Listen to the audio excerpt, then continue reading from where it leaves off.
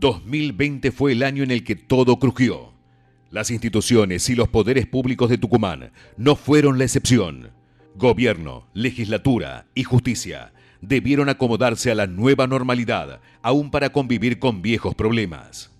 Cuando el 21 de marzo, Argentina ingresó oficialmente a la pandemia de COVID-19, el Estado provincial reaccionó casi sin fisuras. No hubo diferencias a la hora de enfrentar un enemigo invisible y desconocido. El virus logró lo que nunca antes: reuniones de gobernantes y dirigentes de distinto signo político, mostrando unidad en un momento muy crítico e imprevisible. La legislatura fue el poder público que primero sintió la magnitud del problema que se avecinaba. El 17 de marzo, 4 días antes de la declaración oficial de la cuarentena, el legislador Ricardo Bussi participó de una sesión convocada para aprobar leyes vinculadas con la pandemia, entre ellas el uso obligatorio del barbijo. Unas horas después, confirmó que tenía coronavirus.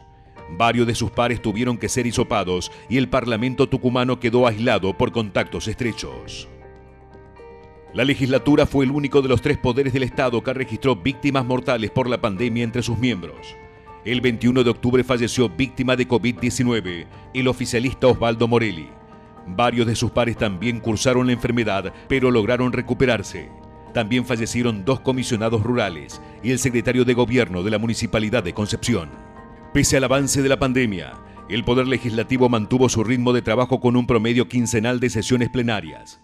La inseguridad motivó la sanción de varias iniciativas, entre ellas las bautizadas como antimotochorros o antimecheras. También se sancionaron iniciativas vinculadas con reconocimientos de derechos o cuestiones de género que venían postergadas desde hace años. Entre ellas, la adhesión a la ley Micaela y la aprobación del cupo trans para el acceso a la administración pública.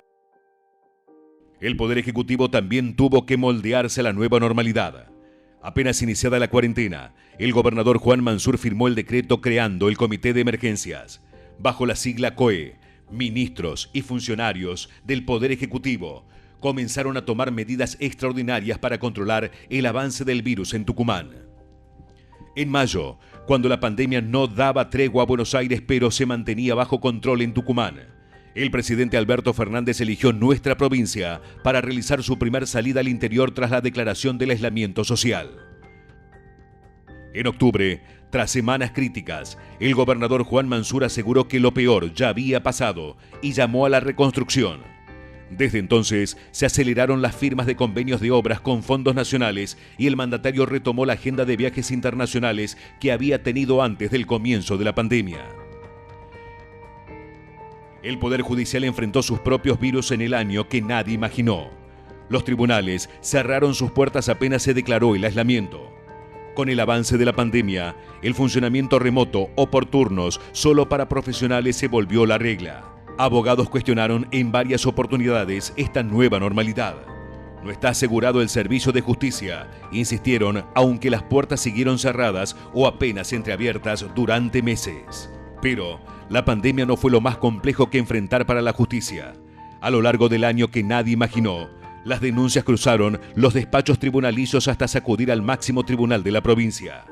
Un camarista, Enrique Pedicone, denunció a un vocal de la Corte, Daniel Leiva, por presunto tráfico de influencias para condicionar su tarea en la investigación de una denuncia de abuso contra un legislador. Pero no fue el único escándalo.